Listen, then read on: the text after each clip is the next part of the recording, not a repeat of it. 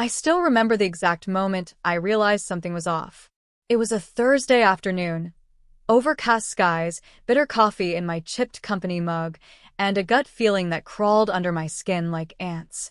I'd just returned to my desk after a quick break when I saw the email. The subject line was simple: confidential concern urgent. My heart dropped. It was addressed to our department manager. My name was mentioned in the first few lines. I wasn't supposed to see it, but somehow, someone had printed it and left it on my chair. No sender. No explanation. I sat frozen, my breath shallow. I reread it. Again. And again. Apparently, I had deliberately mishandled client data and posed a risk to company integrity. Words that could destroy everything I'd built here for 5 long years. Words that weren't just wrong, they were malicious. I felt the walls of the office closing in. Across the room, everyone was busy tapping on keyboards, laughing softly, sipping tea. But I couldn't move. Who would do this? Why? And then, I looked to my left. Amber. Her honey blonde curls bounced with every laugh, every tilt of her head. She joined 6 months ago, fresh out of grad school, dressed in crisp suits, quick to compliment, quicker to volunteer for extra work, and oddly obsessed with being liked. We had started as friends, or so I thought. She would bring me coffee, share harmless gossip, ask for help with her tasks. "You're so experienced," she'd say. "I just want to learn from you." It felt good at first, being trusted, being admired, until I noticed the small things. My notes would go missing. Emails I swore I sent were never received. A client once told me Amber had confirmed something I never even discussed. I shrugged it off. I told myself I was overthinking. Paranoia, maybe. Work stress. But this email? This wasn't a mistake. It was a setup. I folded the paper, slipped it into my bag, and forced a calm smile onto my face. But my fingers were trembling. My throat dry. I couldn't confront anyone yet. Not without proof. But I knew. I knew it was her. Why me, though? What did she want? My position? My respect? That night, I couldn't sleep. Every time I closed my eyes, I saw Amber's smiling face, her eyes glinting with a secret she thought I'd never find. I tossed in bed, revisiting every conversation, every moment I'd brushed off as nothing. But it was all something. I started keeping notes. Every strange incident, every passive-aggressive remark. I checked old emails, compared timestamps. Patterns started emerging, subtle changes in project files, mysterious delays traced back to her, not me. Amber was smart. She never left obvious evidence. But she underestimated me. At work, I stayed calm. I laughed at her jokes. I let her think I was clueless. Meanwhile, I dug deeper. I even overheard her whispering on a call in the pantry. My name came up, followed by, "She's too soft. She won't fight back." She was wrong. One morning, I went into the office early, hours before anyone else. I needed access to the shared department drive while she wasn't there. What I found changed everything. A folder named Backups, hidden within layers of other folders with random labels. Inside, documents I had created, altered subtly, with errors that I never made. Time-stamped just before client handovers. Guess who had editing access? Just me and Amber. I stared at the screen, my hands shaking again. But this time, it was a mix of rage and clarity. She had fabricated mistakes. She wanted me to fall. Why? Did she think taking me down would make her shine brighter? The real kicker? One file had a note in the metadata, edited for review by AT, her initials. She'd gotten sloppy. That night, I copied everything. Every file. Every log. I documented the edits. I made backups of the backups. I wasn't just going to survive this, I was going to turn it around. But I needed one more piece. One final confirmation. So I baited her. I faked a mistake. A small one. Enough to make her think she had another opportunity to pounce. And she did. Within 24 hours, I got a call from HR. "There's been a report." I played dumb. "Really? That's strange." I asked for a formal meeting. They agreed.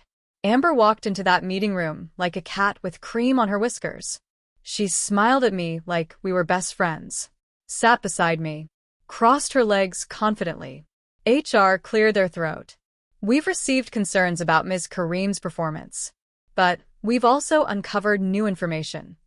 Her smile twitched. I looked straight ahead, heart pounding but face calm. Then they turned to her. Amber, we've reviewed access logs and project histories. There appear to be unauthorized modifications linked to your account.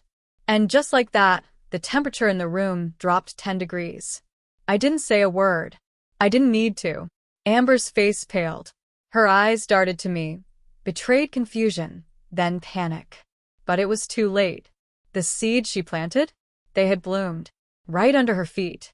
Amber sat across from me, eyes blinking rapidly like she was waking from a nightmare, but the room was well lit, and this wasn't a dream. This was reality. My reality. One she had tried to twist into something ugly and undeserving. HR remained composed, their eyes moving between us. We also received a printed email accusing Kareem of misconduct. That email was never formally submitted. It was anonymous and left physically, which is unusual. Amber opened her mouth, probably to spin a lie. But HR held up a hand. We traced the printer ID. It was connected to your login, Amber. She froze. It was beautiful in a cruel way. Watching someone so confident, so smug, deflate right in front of me. But I didn't feel joy. Not really. I felt clarity. I had been gaslit, manipulated, pushed to the edge, and now I was reclaiming every inch of my truth. Amber tried to speak. Her voice was dry. There must be a mistake. I don't know anything about that. But HR was prepared. They clicked a few keys on the laptop in front of them and turned the screen toward her. Here's the access log. You uploaded a file into the shared drive 2 weeks ago, the one with embedded errors in Kareem's report. The edits were made under your profile. The metadata confirms it. She swallowed hard. The silence that followed was thick with consequences. HR turned to me, more gently now. Thank you for your patience in this matter. We understand this has been a distressing few weeks for you. I simply nodded. I had no words, just the steady beat of relief thudding in my chest. Amber was asked to wait outside. As soon as the door clicked shut, HR leaned closer. You handled this remarkably well, they said. Most employees don't document this kind of behavior so precisely. I almost laughed. Not because it was funny, but because it was necessary. I didn't do it to be clever. I did it to survive. That evening, I didn't go straight home. I walked. For blocks. The sun was dipping into the skyline, and for the first time in weeks, I felt its warmth instead of the cold tension that had lived in my spine. But it wasn't over. Not yet. You see, exposure is one thing, but reckoning? That's personal. It doesn't end in a conference room. The next few days were strange. Amber didn't return to work. Some said she was on leave. Others whispered that she was being reviewed. But I knew the truth. HR had enough evidence to terminate her. But they were giving her a chance to resign. To save face, perhaps. I received an email from the director of operations personally. They apologized. Officially. Offered support. Even invited me to consult on reviewing the department's security policies. My voice finally mattered. But what stuck with me most was something quiet. The way my coworkers looked at me. Not with pity. With respect. They had seen what I went through, what I endured in silence. The tension. The whispering. The days I sat at my desk, pretending everything was fine when inside, I was unraveling. And now, they saw me as someone who fought back, with grace. One afternoon, as I was getting coffee from the break room, someone tapped my shoulder. It was Jared, one of the analysts who always kept to himself. I just wanted to say, he began, voice low. What Amber did to you? That was messed up. I noticed things. But I didn't know how to speak up. I blinked. You're the reason I've started keeping records too, he said. You taught me something. That moment meant more than any formal apology. Because it wasn't just about me anymore. My experience had sparked awareness. But just when I thought the chapter was closed, Amber reached out. An email. Subject: I owe you the truth. I stared at it for minutes before opening it. Kareem, I don't expect forgiveness. I know what I did, and I know I don't deserve your time. But I need to say this, because it's haunting me. When I joined, I felt invisible. You were respected, Loved. trusted, and I was new. I didn't mean to start off this way. But I got caught up in comparison. You were everything I wanted to be, and instead of learning from you, I tried to tear you down. I told myself I was just being competitive, but I became obsessed with taking your place. Now I've lost everything. I hope someday, somehow, you can move past this.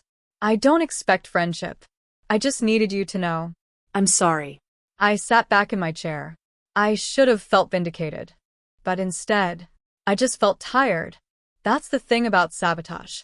It drains the saboteur, yes, but it also bleeds the victim long after the attack ends. Still, I didn't respond. Because I didn't know her closure. She had stolen enough from me. My time. My peace. My sense of safety.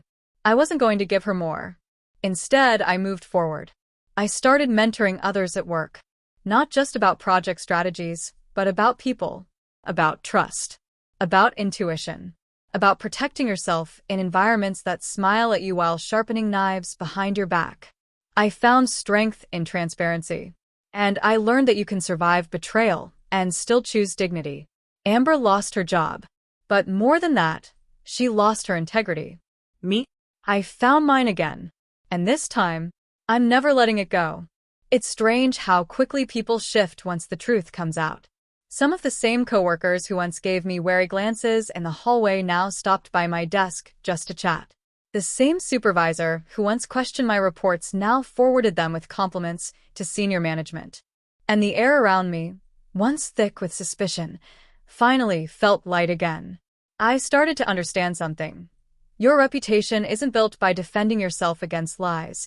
It's revealed when the lies no longer hold weight. The tide had turned.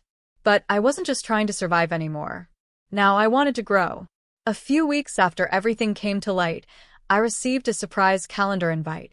Subject: Leadership Training Cohort, Executive Nomination. At first, I thought it was a mistake. Me? Leadership training? But when I opened the details, there it was, my name listed clearly. I was one of only 5 employees chosen from the entire division to join a 6-month leadership development program.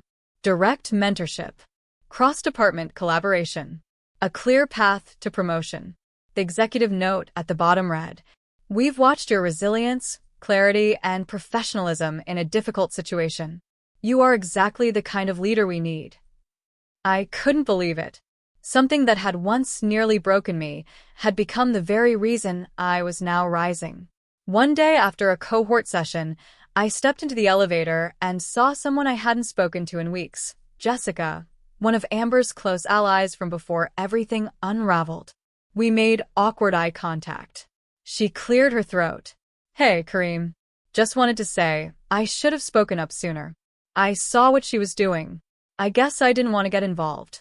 I paused, then nodded slowly. "I get it. But silence is involvement." She looked down, embarrassed. "I know," she said. "I've been thinking about that a lot lately." I didn't say anything else. I didn't need to, because the point had already been made. People were rethinking their roles, their complicity, their courage or lack of it. Amber's downfall wasn't just a spectacle, it was a mirror. That night, I journaled for the first time in months. You didn't deserve what happened, but you deserve the truth. And now that it's here, don't waste it. Use it. It wasn't just about me anymore. There were others like me, silent victims of workplace manipulation. People who stayed late, worked hard, and still got questioned. People who had to smile through slander because professionalism demanded it. I decided I was going to be their voice. And so I did something unexpected. I offered to speak at the company's quarterly town hall. The theme was workplace integrity and culture. I sent a simple email to HR. I'd like to share my experience, not to dwell on the past, but to help us all build a better future. To my surprise, they agreed. When the day came, I stood at the podium, lights warm on my face, with more than 200 employees on Zoom and dozens in a room. I took a deep breath, and I told the story. Not in a bitter way, not with finger-pointing, but with truth. I spoke about the warning signs I ignored, the quiet changes in behavior, the power of documentation, the emotional toll of being undermined without proof. I saw heads nodding, some eyes widened in disbelief, others filled with quiet emotion. And when I ended with, "Your silence doesn't protect peace. It protects dysfunction. Speak up for yourself and for the person next to you." The room erupted in applause. After the talk, I received dozens of messages. One from a manager. "Thank you for your courage. I'm reevaluating how I support my team now." One from a junior staff member. "You made me realize I'm not crazy. What I've been going through has a name, and I can fight it." And one, anonymously. "Amber manipulated me too. I stayed quiet. I'm sorry." It wasn't about revenge anymore. It was about reclamation. Of voice. Of power. Of peace. In the months that followed, the company implemented real changes. New whistleblower protections. Mandatory integrity training. Open-door forums with HR. And I became part of the committee that helped shape those policies. That's the thing about surviving sabotage. You walk out either bitter or bolder. I chose bolder. Amber may have started a fire in my life, but I built something out of the ashes. Something stronger. Something meaningful. And most of all, mine. If there's one thing I've learned from all this, it's this.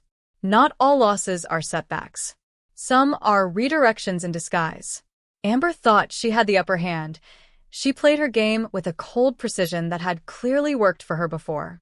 But life has a strange way of exposing the truth when it matters most. In trying to bury me, she ended up digging her own professional grave. But this story isn't just about her downfall. That was only a side effect. This story is about what I reclaimed. My confidence, my integrity, my voice, and most importantly, my peace. I used to believe that staying quiet and keeping my head down was the best way to survive in a toxic environment. That if I just worked hard enough, the truth would reveal itself without confrontation. But silence can be dangerous. Sometimes, silence gives power to the wrong people. And if no one speaks up, nothing ever changes.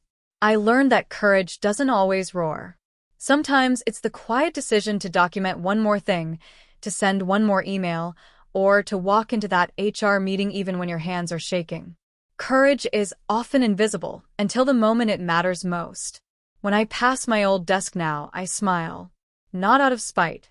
Not because she's gone. But because I'm still here. Standing taller.